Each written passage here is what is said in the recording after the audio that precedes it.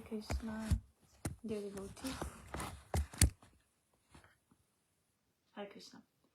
I hope you can hear me. I just need to check some technical things. So welcome to another session of Chaitanya Charitamrita. This is part 2 of chapter 5, which is entitled The Glories of Lord Nityananda. And last time we were speaking many things, and we said that Lord Nityananda is non-different than Lord Balaram, and Lord Balaram is the second expansion of Lord Krishna. He's actually non-different from Lord Krishna. The only difference between Lord Krishna and Lord Balaram is the form.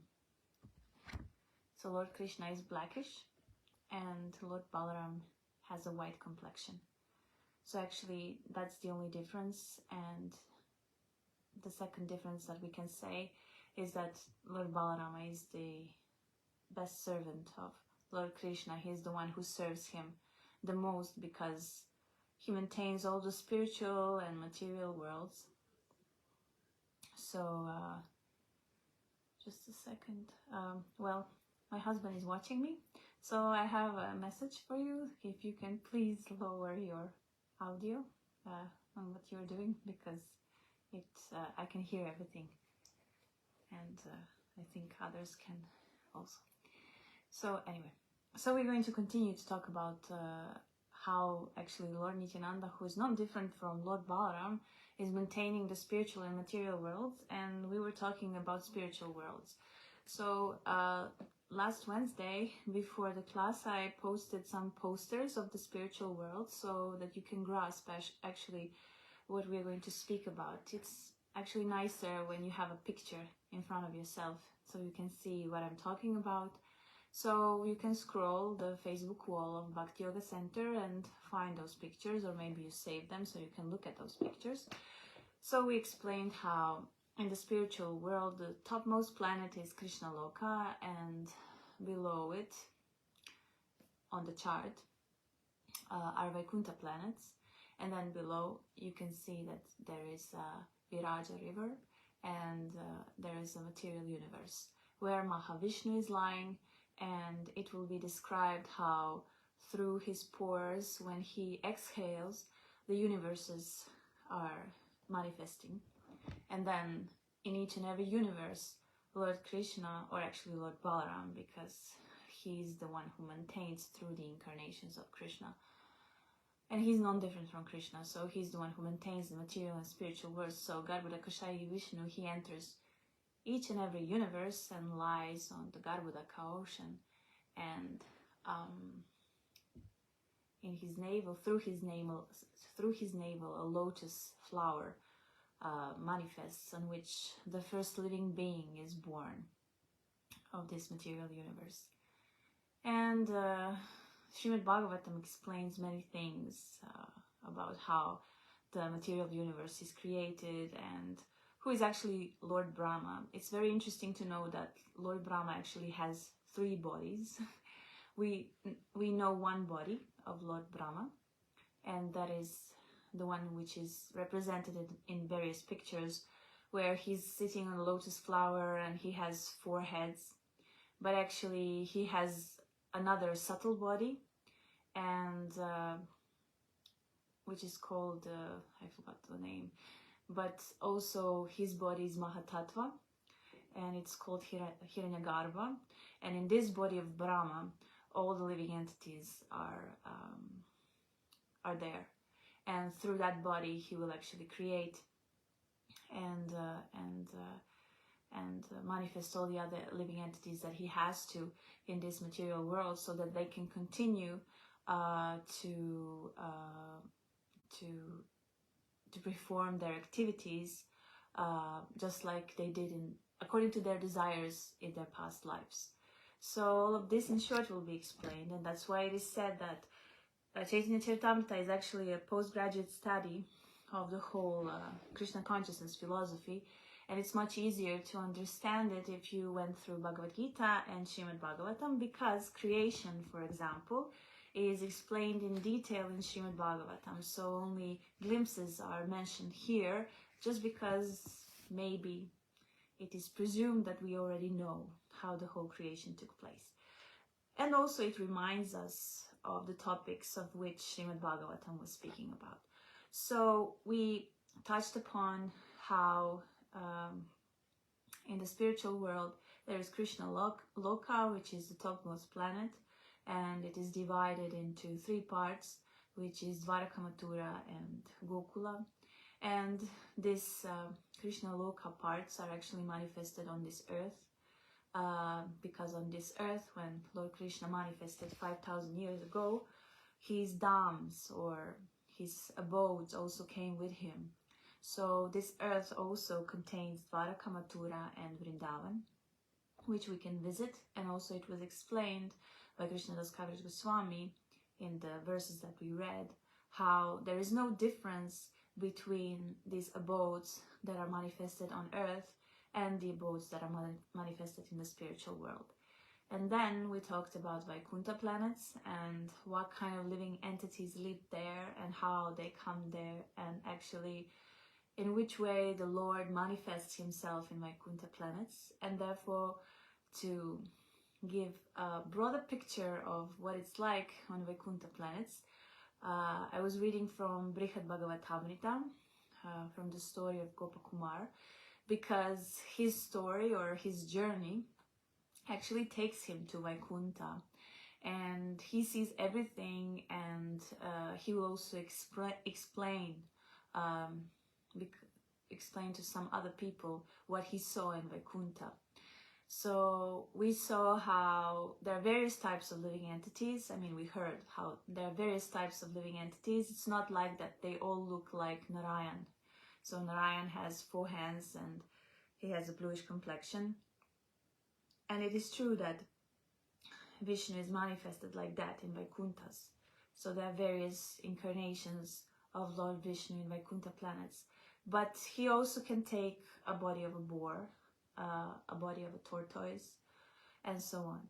Matsya, for instance, like a fish. He can also take a body of a great sage, because in this because someone might meditate on the Lord in his incarnation of, for example, Parashurama Muni. So he was also considered to be an incarnation of the Supreme Personality of Godhead, but he had a form of a sage, and therefore in this form he is on Vaikuntha Loka, on a certain Vaikuntha planet. And there the inhabitants, because they meditated on him, they have the same form as him. And also we read how the inhabitants of Vaikuntha planets, they can also change their forms according to what pleases the Lord, because whatever they do out of love for Krishna and out of service for Krishna. And what was also very nicely mentioned in Brihad Bhagavatamrita, that since the Lord fulfills the desires of his devotees, the devotees always obtain the form and the place of the object of their vision. So depending on who is the object of the object of vision of a devotee, depending on that, there is, after the devotee leaves his material body, he will attain a place where the object of his meditation is presiding, and he will also obtain the same body as the object of his meditation. And it's very interesting also to note that if you, for example, meditate on Srimati Radharani, therefore you will also obtain the body of a gopi, for example. So these are some things which are actually very logical, because in Bhagavad Gita, Krishna says that whatever one thinks of at the time of death, that is what he will accomplish. So in that sense, when we read the scriptures describing what happens in the spiritual world and how the souls actually obtain certain bodies in certain places, it just confirms the statements of Krishna in the Bhagavad Gita. And we stopped at descriptions of the Brahmajyoti. So this is where we will continue. And before we continue, we will chant the prayers for auspiciousness. Jaya Jaya Sri Chaitanya Jaya Nityananda, Jaya Dvaita Chandra Jaya Gora Bhakta Vrinda. Jaya Jaya Shri Chaitanya Jaya Nityananda. Jaya Dvaita Chandra Jaya Gora Bhakta Vrinda. Jaya Jaya Shri Chaitanya Jaya Nityananda. Jaya Dvaita Chandra Jaya Gora Bhakta Vrinda. So, I think, yes, we stopped at the verse 31. So it is said in this verse that those who attain Brahma Sayuja liberation cannot gain entrance into Vaikuntha. Their residence is outside of Vaikuntha planets. So what was mentioned in the previous verses that there are 5 kinds of liberation. One kind of liberation is to obtain the same body as the Lord. The second is to obtain the same opulence as the Lord. The third is to reside at the same planet as the Lord. And the form, the planet, the opulence, and to have the association of the Lord, I think. Maybe status, yes. Features like the Lord, opulence equal as the Lord, constant association with the Lord, and status which is equal to that of the Lord. And the 5th liberation is actually merging into the Brahmajyoti. This is the, or merging into oneness, as some would like. Persons who meditate on this kind of liberation are called impersonalists, because they think that the supreme, actually that God is not a person, that God is an energy, and therefore they want to merge into this energy. So this is the 5th kind of liberation. And because the desire for merging is there and there is no personalism, therefore such living entities who meditate in this way are not allowed to enter Vaikuntha planets. Therefore they stay outside, and by this outside it is meant Brahmajyoti. So the effulgence of the Lord, who is actually situated in Krishna Loka on the topmost planet, from his body, his body emanates effulgence, which is called Brahmajyoti. And this effulgence or Brahmajyoti is spread all over the spiritual world. And actually also material world, because everything that is created actually comes from the Brahmajyoti. Brahmajyoti contains the spiritual sparks of everything that is, because it's part of Krishna, and we are parts and parcels of Krishna. But still, people who attain only Brahmajyoti, they don't have the understanding that God is a person. So therefore they're not allowed to enter Vaikuntha planets, because their Lord is worshipped as a person. So text 32. Outside of Vaikuntha planets is the atmosphere of the glowing effulgence, which consists of the supremely bright rays of the body of Lord Krishna. Next verse. That region is called Siddhaloka, and it is beyond the material nature. Its essence is spiritual, but it does not have spiritual varieties. So it's just like the light, and like glowing spiritual sparks are actually present in this Brahmajyoti. And it is described in the next verse that it is like the homogeneous effulgence around the sun, but inside the sun are the chariots, horses, and other opulences of the sun god. So in the purport, Srila Prabhupada explains how outside of Vaikuntha, the abode of Krishna, which is called Paravyoma, so Paravyoma means spiritual world, is the glaring effulgence of Krishna's bodily rays. This is called Brahmajyoti. The transcendental region of that effulgence is called Siddhaloka or Brahmaloka. When impersonalists achieve liberation, they merge into the Brahmaloka effulgence. This transcendental region is undoubtedly spiritual, but it contains no manifestations of spiritual activities or varieties. It is compared to the glow of the sun. Within the sun glow is the sphere of the sun, where one can experience all sorts of varieties. Next verse. As through devotion to the Lord one can attain his abode, many have attained that goal by abandoning their sinful activities and absorbing their minds in the Lord through lust, envy, fear, or affection. As the powerful sun by its glowing rays can purify all kinds of impurities, so the all-spiritual personality of Godhead can purify all material qualities in a person he attracts. Even if one is attracted by Godhead in the mode of material lust, such attraction is converted into spiritual love of Godhead by His grace. Similarly, if one is related to the Lord in fear and animosity, he also becomes purified by the spiritual attraction of the Lord.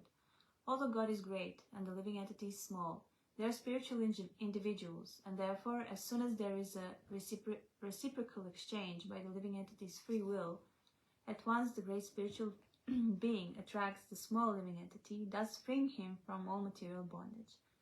So this is the verse from Srimad Bhagavatam. And it is very nice because it means that in whichever way we absorb our minds in Krishna and the Lord, we will have a benefit. So we saw it, actually, one of the qualities of Krishna is that he's very merciful. And he also takes the essence of the devotional attitude of a devotee. And the best example of how he takes the essence of the devotional attitude of a devotee is in an example of Putana, who wanted to kill Lord Krishna. And we all know that Putana was a demoness, I think you can call it, a female demon. And she was one of the associates of Kamsa, and Kamsa was always afraid that Krishna will kill him. So he wanted to do everything to stop him from doing that, so he tried to kill him. So he would always send his associates to try to disturb the residents of Vrindavan and to try to kill Krishna. So in that sense, he sent Putana to transform herself or cover herself in such a way that she covers her demoniac body, and she presents herself as a beautiful gopi, and that's how she entered actually into the village. And that's how all the other gopis, when they saw her, they thought she was like goddess Lakshmi who came to bless their home. So when she expressed her desire that she would like to feed Krishna with the milk from her breasts, the gopis were very happy because they thought that Krishna will just be given blessings from this goddess who looks like Lakshmi. And they allowed Putana to approach Krishna and to feed him. And we all know from the story that she wanted to poison Krishna, and in a way that he would drink this poisonous milk from her breasts. So Krishna, of course, he accepted the milk from her breasts, but he also knew the intention of Putana, and he sucked, along with the milk and poison, he sucked out the life out of her and killed her. But he took the essence of her intention, that actually she wanted to have a motherly relationship with him, because in her previous life, I don't know if she was a wife or a sister of Bali Maharaj, and when she saw Vamanadev approaching Bali Maharaj, she thought that Vamanadev was so beautiful, and she had motherly affection towards him, and she wanted to develop motherly relationship with him. So that was her desire. But then, as the story went on, when she saw what Vamanadev actually did to Bali Maharaj, how he humiliated him in a way, because he took everything that he possessed, and in the end he stepped on his head, like also taking into proprietorship his body. She thought that it was too much, so therefore she actually changed her mind, and her first desire transformed into the desire that she actually wanted to harm the Supreme Personality of Godhead. So in her next life, she took birth as Putana, and she wanted to fulfill that desire, and she tried to kill Krishna in that way. But Krishna is so kind that he actually took the first desire that she had, that she wanted to develop a motherly relationship with him. So therefore, he awarded her. He just took this essence of that pure desire that she had towards him, and therefore, when he sucked the life air out of her in the form of Putana, then he also gave her the position of a mother in the spiritual world. So that's something that is a quality of Krishna, that whoever is in his association, he takes the essence of their service towards him, but also he purifies them. So in that sense, he's considered to be a great personality. And this is one of the most attractive features that Lord Krishna has, because he only sees the good actually in others, not the bad. So this is something that we as devotees should very much follow. And this verse, there's a verse actually in Srimad Bhagavatam which describes this whole pastime that now I try to describe. And when Shukadeva Goswami was hearing Srimad Bhagavatam from his father, Vyasadeva, this was because Shukadeva Goswami was an impersonalist before he became a devotee. So when he heard about this pastime of Krishna and that specific verse which described this pastime of Krishna, he became attracted to Krishna, and that's how he became a devotee. There are actually 2 more verses which attracted him to become a devotee of Krishna, but this was one of them because it describes this great quality of Krishna, where he takes the essence of his devotee's attitude, which means the best of him in his intention to serve him. And the best example of it is, as we said, Putana. Okay, so this is something which is connected to the last verse that we read from Chaitanya Charitamrita, because it means that whoever absorbs his mind or her mind in Krishna, he will have a benefit and Krishna will purify him. So this was just one example of how Putana became purified and how he took the essence of her intention towards serving him in such a way. Let's say it in that way. So let's go to the next verse, which is verse 36. Where it has been stated that the Lord's enemies and devotees attain the same destination, this refers to the ultimate oneness of Brahman and Lord Krishna. This may be understood by the analogy of the sun and the sunshine, in which Brahman is like the sunshine and Krishna himself is like the sun. So, when Krishna descends into this world, Bhagavad Gita, he states himself in the Bhagavad Gita that he comes to deliver the pious, to annihilate the demons, and to establish the principles of religion. And actually, when he comes, everyone benefits, even the ones who he annihilates, and these are the demons. We all know that even though Krishna didn't want to take part in the battle of Kurukshetra, still he took part as a chariot driver of Arjuna. So Arjuna, we know, we all have, when we take a look at the Bhagavad Gita, we can always see this scene where Arjuna is actually on the chariot, and he is giving directions to Krishna where to lead him while he is fighting on the battle of Kurukshetra. And many times the devotees, when they would explain the whole situation, they would explain how the Lord is actually serving Arjuna, and how this also talks about the quality of God, how he also wants to be servant of his servants. And in that way he guides his devotee, and he also, even though he made a plan already, so Lord Krishna, he made the plan, but still he wanted his devotees to take the benefit of this plan and to make them glorious by actually executing his will. So that's one aspect of the Lord, especially in the context of the battle of Kurukshetra. But also in these 2 verses, we see that whoever is absorbed in Krishna gets benefit of Krishna. Whoever absorbs his mind in Krishna will become purified.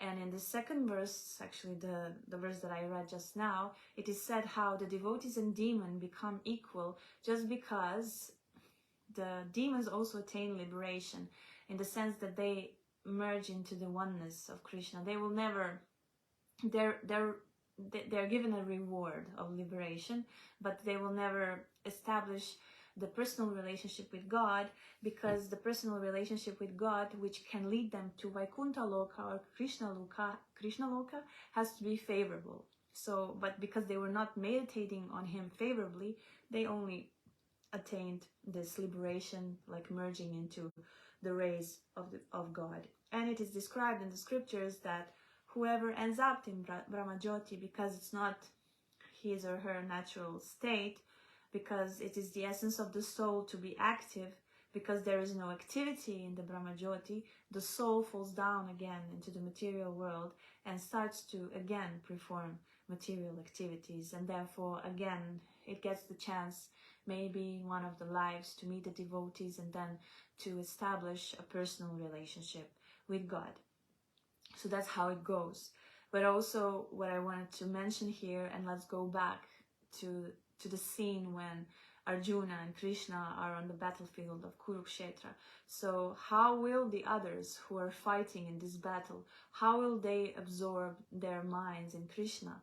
And the answer would be by seeing him. Therefore, he was the chariot driver of Arjuna. Arjuna was fighting and he was serving Arjuna, but he was also benefiting everyone else who was there on the battle of Kurukshetra, because then by him being at front, everyone could see him driving this chariot, and actually everyone could be attracted to Krishna, because Krishna is all attractive, and therefore absorb their minds in him, and therefore in this way attain liberation. So this was also a blessing of just Krishna being there at the battlefield of Kurukshetra. And it is described in the Bhagavad Gita, whoever saw him attained Sayujya, or this liberation, by merging into the oneness of Brahmajyoti. But if we want something more, we have to develop a favorable relationship towards Lord Krishna. And it is, for example, Srila Prabhupada, he refers to this in his purpose, that in his Brihad Bhagavatamrita, Srila Sanatana Goswami has explained that the attainment of salvation by merging into Brahman effulgence of the Lord cannot be accepted as the highest success in life, because demons like Kamsa, who are famous for killing brahmanas and cows, attain that salvation. For devotees, such salvation is abominable. Devotees are actually in transcendental position, whereas non-devotees are candidates for hellish conditions of life. There is always a difference between the life of a devotee and the life of a demon, and their realizations are as different as heaven and hell. Demons are always accustomed to being malicious towards devotees and to killing brahmanas and cows. For demons, merging into the Brahmana effulgence may be very glorious, but for devotees it is hellish. A devotee's aim in life is to attain perfection in loving the Supreme Personality of Godhead. Those who aspire to merge into the Brahman effulgence are as abominable as demons. Devotees who aspire to associate with the Supreme Lord to render him transcendental loving service are far superior. So the only reason why it's considered to be abominable to merge into the Brahmajyoti is just because that's not the natural status or condition of the soul. Soul won't be happy here. It can attain some peace for a while because it wants to become detached from everything. It wants to stop the suffering, but after a while, because there is no Ananda, there is no bliss, and Ananda is one of the elements of the soul, natural elements of the soul. It's just something that cannot be separated from the soul, because there is no Ananda in the Brahmajyoti. The soul will look for it, and that's why it will go back to the material world and try to perform material activities, because it looks for pleasure, Ananda. So that's why we are all here, what we are all searching for. We are searching for the pleasure and enjoyment, because actually this happiness, enjoyment and pleasure is totally normal for the soul, but we just are searching the pleasure in a wrong way. We can actually find this pleasure and happiness and enjoyment, which we are all seeking for, only in the service of Krishna, because that's how how we were born in a way, even though there is no birth in the spiritual world. But because we are in the material world and we have the conceptions of the beginning and end, we also need that to understand. We need these like terms to be used so that we can understand certain things. But actually, in eternity, which is the characteristic of the spiritual world, there is no beginning and there is no end. There's just eternity. Okay, so next verse. Thus in the spiritual sky, there are varieties of pastimes within the spiritual energy. Outside the Vaikuntha planets appears the impersonal reflection of light. So this is just, again, a repetition of what we were speaking until now. That impersonal Brahman effulgence consists only of the effulgent rays of the Lord. Those fit for Sayuja liberation merge into that effulgence. So as we explained. Beyond the region of ignorance, which actually refers to the material cosmic manifestation, lies the realm of Siddha Loka. The Siddhas reside there, absorbed in the bliss of Brahman. Demons killed by the Lord also attain that realm. In that spiritual sky, on the four sides of Narayana, are the second expansions of the quadruple expansion of Dwaraka. So Srila Prabhupada explains that now Krishnadas Kaviraj Goswami again is going to describe some things in the spiritual world. And then Srila Prabhupada says that within the spiritual sky is a second manifestation of the quadruple forms of Dwaraka from the abode of Krishna. Among these forms, which are all spiritual and immune to material modes, Sri Baladeva is represented as Mahasankarshana. The activities in the spiritual sky are manifested by the internal potency in pure spiritual existence. They expand in 6 transcendental opulences, which are all manifestations of Mahasankarshana. So, the second expansion of Lord Krishna is Lord Balaram, who is represented in Mahasankarshan. And this Mahasankarshan represents 6 transcendental opulences, which are manifested in the spiritual world. So everything that we see in the spiritual world actually comes from Lord Balaram.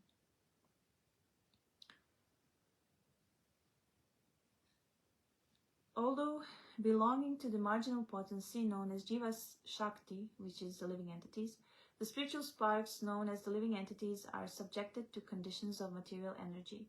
It is because these sparks are related with both the internal and external potency of the Lord that they are known as belonging to the marginal potency, which actually means that we can be covered by spiritual energy or material energy, and therefore we are called marginal. In considering the quadruple forms of the Absolute Personality of Godhead, known as Vasudeva, Sankarshan, Pradyumna, and Aniruddha, the impersonalists headed by Sripada Shankaracharya have interpreted the aphorisms of the Vedanta Sutra in a way suitable for the impersonalistic school. To provide the intrinsic import of such aphorisms, however, Srila Rupa Goswami, the leader of the 6 Goswami of Vrindavan, has properly replied to the impersonalists in his Lagu Bhagavatamrita, which is a natural commentary of the aphorism of Vedanta Sutra.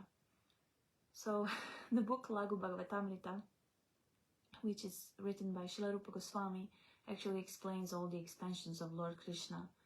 And therefore, in this way, it gives evidence that God is not impersonal. Whatever the impersonalist wants to explain, that is not the way it is in reality. And why these 4 forms are mentioned is because they are an expansion of Lord Balaram. So therefore they are mentioned in this chapter, so that we can actually see who is Lord Balaram, what does he do, and also then to understand that Lord Nityananda is that same Lord Balaram, who will be mentioned in the stories of Chaitanya Charitamrita. And these forms of Sankarshan, Pradyumna, Aniruddha, and Vasudeva are totally transcendental. And there's a long purport, which is like 10 pages, which explains these forms, and we're not going to go through that because it's really, really complex. And if you have the time, you can, of course, read it by yourself. It's the purport of text 41, but I will not go through that.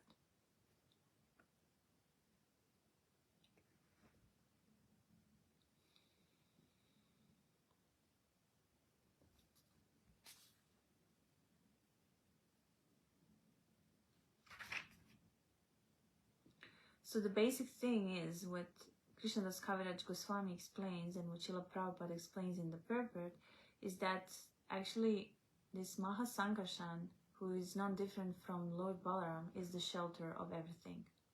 He is wonderful in every respect, and his opulences are infinitive. Even Ananta cannot describe his glory, because Ananta has many, he is a form of a snake that has many hoods, and these hoods have many mouths. So therefore, even he who has unlimited heads with unlimited mouths cannot explain the glories of Sankarshan. So he says, Krishnadas Kaviraj Goswami, that Sankarshan, who is transcendental pure goodness, is a partial expansion of Nityananda Balaram. I have briefly explained the 8th verse. Now please listen with attention as I explain the 9th verse. I offer my full obeisances unto the feet of Sri Nityananda Rama, whose partial representation is called Karanodakashayi Vishnu, lying on the Karana ocean, and he is the original Purusha, the master of illusory energy, and the shelter of all the universes. So this is very beautiful, because actually now what Krishnadas Kaviraj Goswami is going to explain is how the creation of the material world, because Lord Balaram is responsible for this creation. Krishna, in the spiritual world, he doesn't do anything actually. Krishna as the original cause of all causes. That's why it is said that actually Krishna does nothing. Everything is done through his energies. So in a sense we can say that everything is done through Lord Balaram. So he's his second expansion. From Lord Balaram comes all the other expansions in Vaikunthas, and also one of those expansions is Karanodakashayi Vishnu, who is Mahavishnu lying on Karana ocean in this section of the creation, which is called the material universe. And it says that he is the shelter of all the universes. How is he the shelter of all the universes? Because, as we explained, when he exhales, all the universes come out of his pores, and when he inhales, then all universes merge into him. So in that sense, he's always the shelter of all universes. And then it is explained like where he's situated.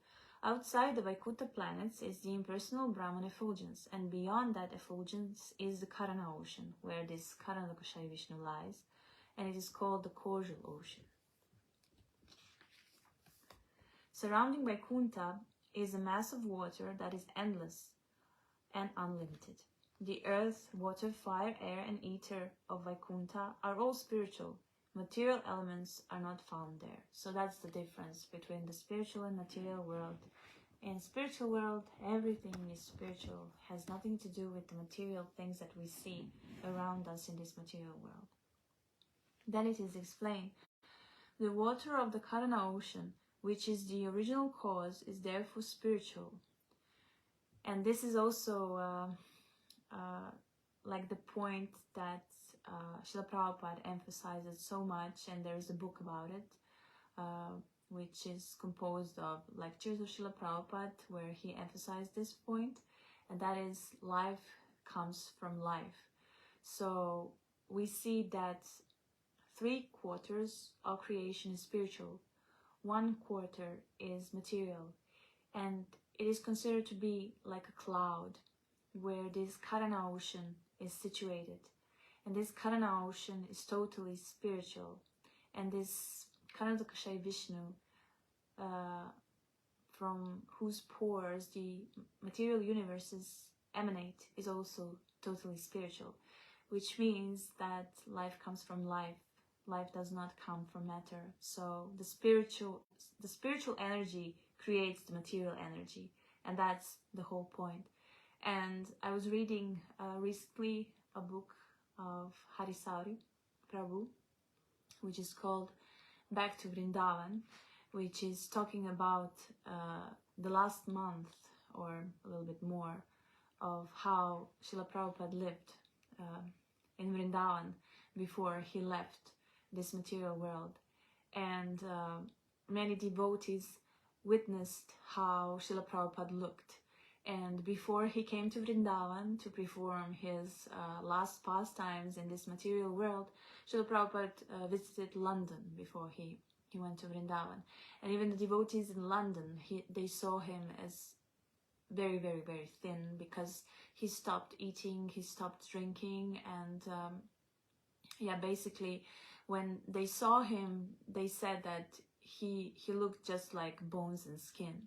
And when the doctors would come and visit him, and when they would see in which condition Srila Prabhupada was at the last stage of his life, they would say that any other person would scream out of pain if this person was in this condition as Srila Prabhupada was. But Srila Prabhupada, it's just amazing. He was not disturbed, and even though he was so sick and he was only bones and skin, still he was preaching to his disciples, and he would say, life comes from life. These bones are actually maintained by my spirit, by my soul. This is just a pile of matter. So therefore, always know that life comes from life, not that it comes from these bones, like pointing actually at himself. And it is a very wonderful book that I would recommend, because you can then see the state of consciousness in which Srila Prabhupada was, totally undisturbed and always talking about Krishna. So, and that's actually the proof that life comes from life, and that the soul is much more powerful when compared to any condition of matter in which we can be put in, like disease and so on. He showed how actually the soul transcends by his own example. So that was very wonderful. So how is this connected to our verse?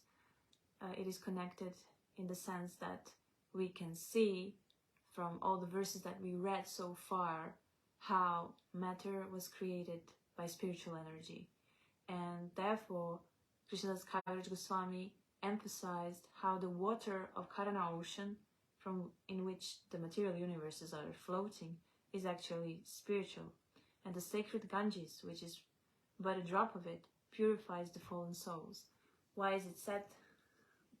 Why is this mentioned here?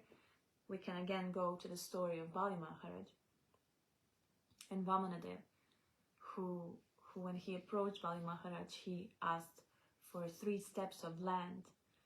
And Bali Maharaj at that time was considered to be the proprietor of all the whole universe, all the three planetary systems, I think. And therefore, when this Brahmana, actually the Supreme Personality of Godhead in the form of a dwarf Brahmana, when he came in front of Bali Maharaja, and when he asked for 3 steps of land, Bali Maharaja was thinking, yes, of course, I can definitely provide him with something like that. And Bali Maharaj wanted to satisfy him because he was a great worshipper of the Brahmanas. He respected the Brahmanas very much, and he would always give in charity to the Brahmanas.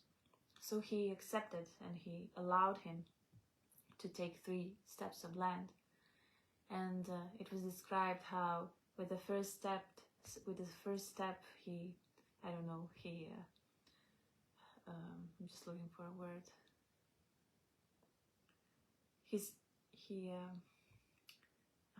I'm missing the English word.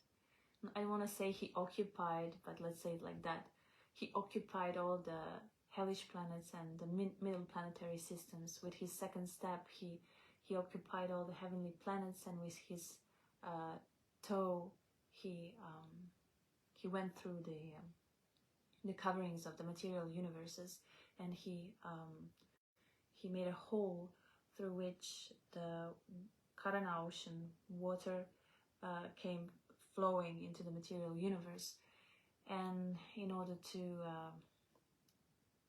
stop the water from harming the planets and the material universes, Lord Shiva put his head to stop the power of the water through which it was falling on the planets. So therefore he made the pressure of the water loosen by putting his head and making the pressure of the water reduce while falling, especially to the planet Earth.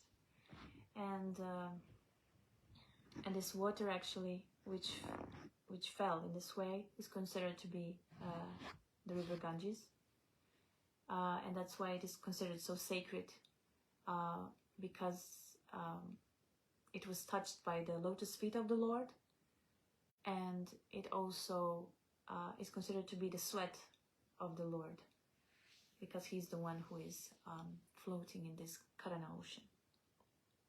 So this is just a little to add to the story.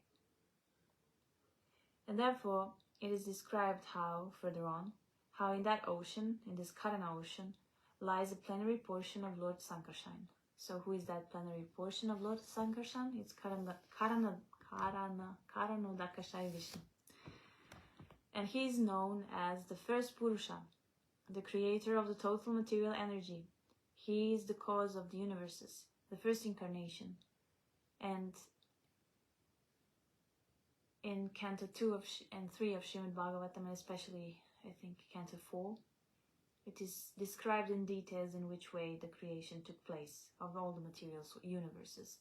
So this Purusha, this first incarnation, he cast his glance over Maya, and therefore he impregnated the material energy with all the living entities, and many other things happened. And this was just one of the steps in how the material universes were created. Then it is described how Maya Shakti resides outside of Karana ocean. Maya cannot touch its waters. Why? Because, as we said, Karana ocean is spiritual. Maya has two varieties of existence. One is called Pradhana, or Prakriti, which means actually material nature. And it supplies the ingredients of the material world.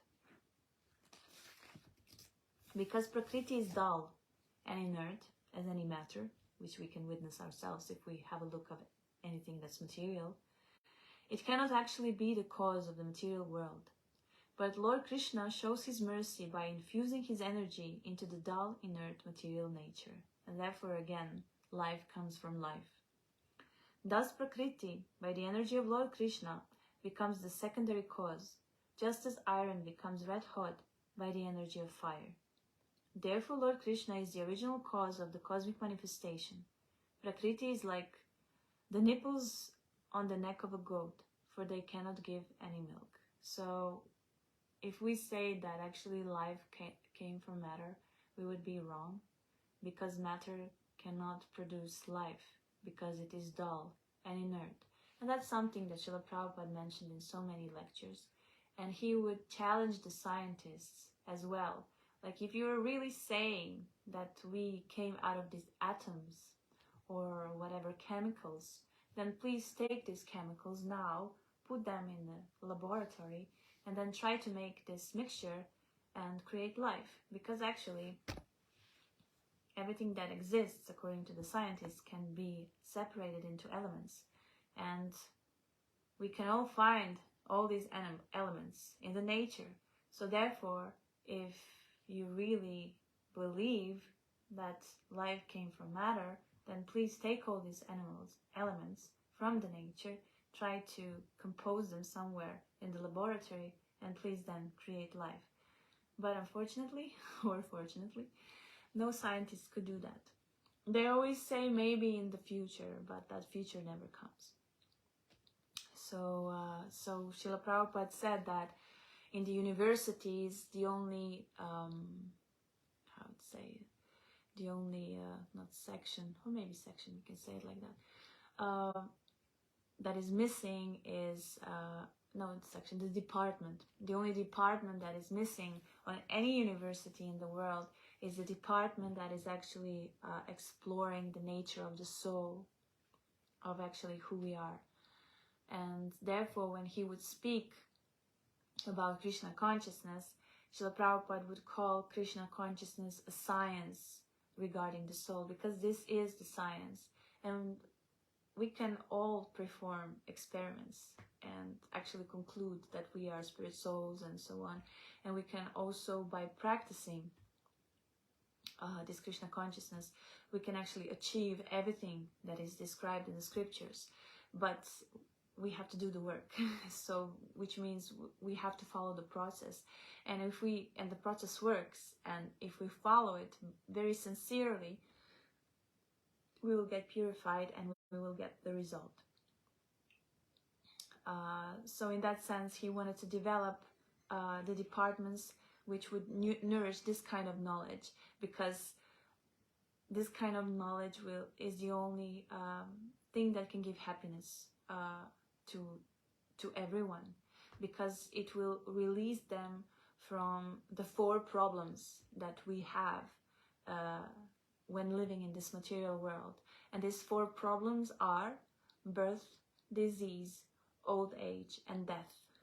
So, and the whole material science is actually dealing with how to solve these problems, but they cannot find a solution. And therefore, Srila Prabhupada says, but we give the solution.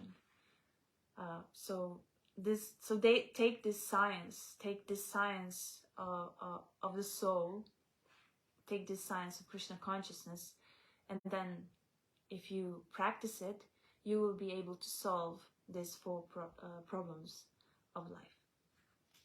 So that's quite actually hopeful for us and encouraging for our future. And the only scientist that can prove that what I'm reading from these books is true is actually you and me. But all of us must apply it individually in our lives, and we will get the result. And that's why we read these books, and that's why we try to study this knowledge, so that we can become inspired to walk this path, and also that we can easily understand what we are doing while we are on this path. That's why this knowledge is so important, so that we know what we are doing.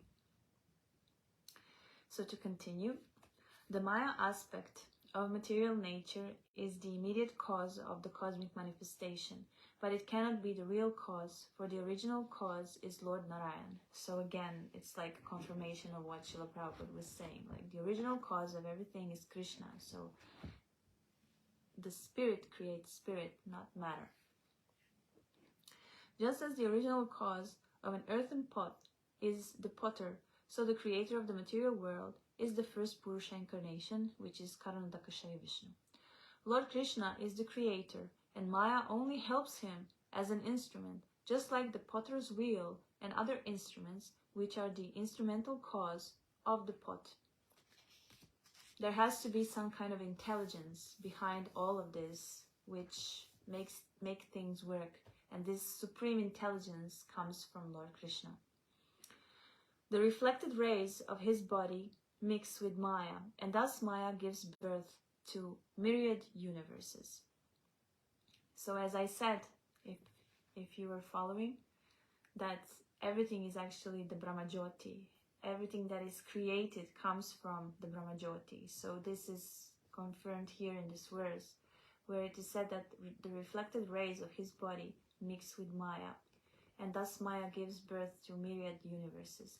So you have matter, which is inert and dull, and you have the spiritual energy of the Lord in the form of his reflected rays, which is actually Brahmajyoti. And what does this Brahmajyoti contain? Actually, the living entities.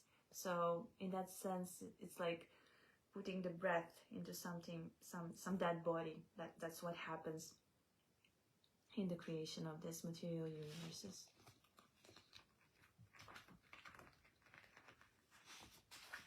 And there are nice like descriptions of it in this whole chapter of how this happened and why is it done in this way. And also, I mean, Chaitanya Charitamrita is very much philosophical. So in that sense, maybe it's difficult sometimes, but it gives so much knowledge. And yeah, I'm just trying to inspire you that you read it even more deeper by yourselves to try to actually understand this miracle of life. I mean, everyone talks about the miracle of life, and everyone is fascinated by the miracle of life. But miracle of life is explained in these books of Srila Prabhupada, especially in Srimad Bhagavatam and especially in Chaitanya Charitamrita. So it is described that this Purusha enters each and every one of the countless universes. He manifests himself in many separate forms as their universes. So as we mentioned, so this Karanadakashaya Vishnu is lying on a causal ocean and he exhales. And while he's exhaling, the material universes come out of his pores. And then he expands himself and he enters each and every universe as Garbhodakashaya Vishnu. And there he's lying on Anantashesha, and Anantashesha is lying on Garbhodaka ocean. And there is a Lakshmi Devi who is massaging the feet of Lord Vishnu in this form. And Lord Vishnu is manifesting through his navel, as I said, the lotus flower on which the first living entity in the universe is born, and that is the creator, the second creator actually, Lord Brahma, who will, by the mercy of the Lord, be given an opportunity to actually play with the elements. The Lord gives the elements, the Lord gives the living entities, and the Lord gives the matter. And then Lord Brahma comes and he meditates for like thousands and thousands of years. He meditates, and in his meditation and in his heart, he finally the Lord is pleased, and finally the Lord gives him his blessings, and he shows him everything. And when Lord Brahma sees everything, and last time we were speaking about what it means to see everything, Lord Krishna is never alone. When we see Lord Krishna, we see his associates, we see the whole creation, we see all of his energies, we see his abodes, we see his pastimes, we see his paraphernalia, so everything we see when we see Lord Krishna. And only the one who has a full understanding of who Lord Krishna is and the full understanding of how the spiritual energy works, then only can that person have an understanding of how to create the material universes. And therefore he receives a mantra from the Lord, and from this mantra he actually creates, from the sound he creates matter and fills out the material universe with various living entities. So it's quite beautiful how he does it. But everything, the prime cause of everything is the Lord. He is the primary creator, and then the secondary creator is Lord Brahma, who just collects the elements and creates. And the elements are already created by Lord Krishna. It's just like a puzzle. He connects everything, and then he gives power to the living entities to continue with their activities according to their desires and karma from previous life. And therefore it is explained how when he inhales, so this Karanakashaya Vishnu, who by exhaling created the universes, when he inhales, all the universes again enter into his body. And when the universes enter into the body of Karanakashaya Vishnu, that moment is known as annihilation. And this is a moment in which the universes are destroyed and all the living entities actually merge into the body of Karanakashaya Vishnu, and there they sleep for a certain period of time until he again manifests them. And for Karanakashaya Vishnu, in his perspective of time and place, this is only like a second, because it's like we are breathing. I mean, our breathing comes, it has to come from somewhere, the idea of breathing. So it comes from Karandakashe Vishnu. So when he breathes out and breathes in, for him it's like seconds, just like it's for us. But in these seconds, actually the material universes are created and then annihilated. But every one of the levels of existence that exists in the material universes has its own conception of time and space. And this is something that is described in Srimad Bhagavatam, and it's also very interesting. So like the notion of time is calculated differently depending on where you are. For instance, it is explained in Srimad Bhagavatam how one day on the heavenly planets actually consists of 6 months on the earthly planets. So, and each planet has its own calculation of time. And some people would say, like, is this a fairy tale? But it's not a fairy tale. Even the scientists today, when they talk about other planets, only our solar system, they calculate, they have scientific evidence that the time is calculated different on Mars, that the time is calculated different on Venus, and whatever planets are there, and that the time depends on the rotation of the planet around the sun. So even the scientists say that, and then we have Srimad Bhagavatam who confirms this. And I mean, everything that is spoken by the scientists today is mentioned in Srimad Bhagavatam. Atom is mentioned in Srimad Bhagavatam.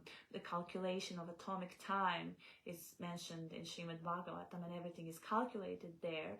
And even today's like very exalted pundits and knowers of the Vedas have compared the measurements which are mentioned in Srimad Bhagavatam, and they compared it to the measurements that are now the standard measurements of the scientists. So you can actually calculate everything. The only difference between these material scientists and the Vedic scientists, let's call it like that, is that the Vedic scientist will always take into an account the subtle energy, while the material scientist will not. He will only look at like the matter, the inert things, and will totally neglect the subtle, which is not even spiritual. And what to say of spiritual? So that's quite interesting.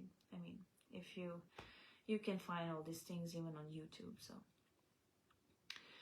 So okay, so then to continue, just as atomic particles of dust pass through the openings of a window, so the network of universes passes through the pores of the skin of the Purusha. So this is one nice picture of how it actually looks, but it doesn't look like that to us from the position where we are. The Brahmas and other lords of the mundane worlds appear from the pores of Mahavishnu and remain alive for the duration of his one exhalation. I adore the primeval Lord Govinda, of whom Mahavishnu is a portion of a plenary portion. So this verse is also very beautiful, because all these universes, each and every universe has its own Brahma, so own creator. So there's even a story in Srimad Bhagavatam when Lord Vishnu invited Lord Brahma to see him. Or Lord Brahma wanted to see Lord Vishnu.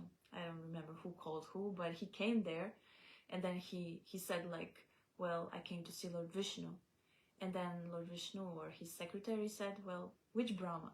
So in that instance, Lord Brahma actually realized, well, actually, I'm not the only Brahma existing in this creation. There are more Brahmas. And then he saw other Brahmas. Some had 6 heads, some had 1,000 heads, depending actually how much heads a Brahma has depends on the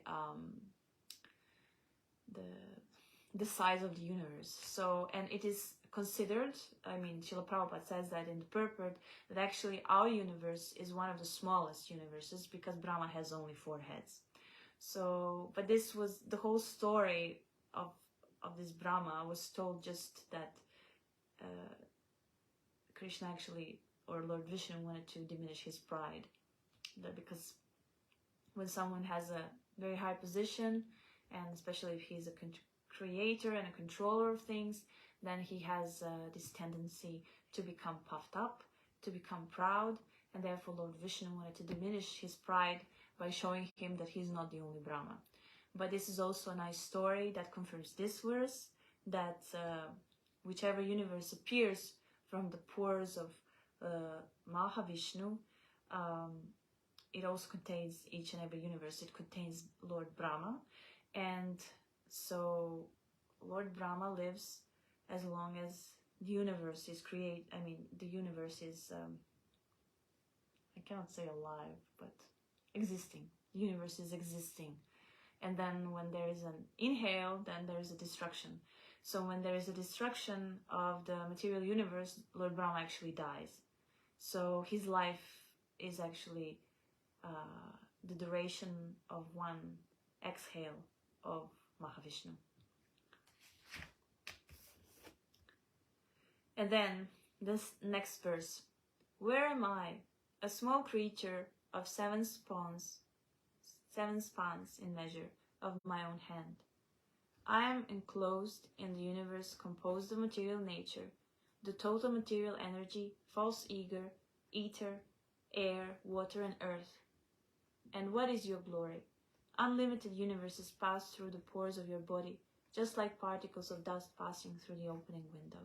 So this is again, this is a verse which was spoken by Lord Brahma when he stole the calves and cowherd boys of Krishna, and he was actually bewildered by Lord Krishna in this whole pastime, and I'm not going to go into that pastime, but it was a prayer that he said, and it also is a good prayer for introspection, because if the creator of the universe said, who am I so small, then what can we say who are created by Lord Brahma and Lord Krishna say, and who are just here on this planet Earth, in some country on this planet Earth, on some continent, and then in some city in the country on the planet Earth. And in this city there is a street and there is a house in which we sit, and we think that we're someone very, very important, but in comparison to who we are and everything else that exists in this creation, we're actually very, very small, and there's nothing to be proud of. Yeah. So I think I'm gonna stop here, because there's so many topics actually coming up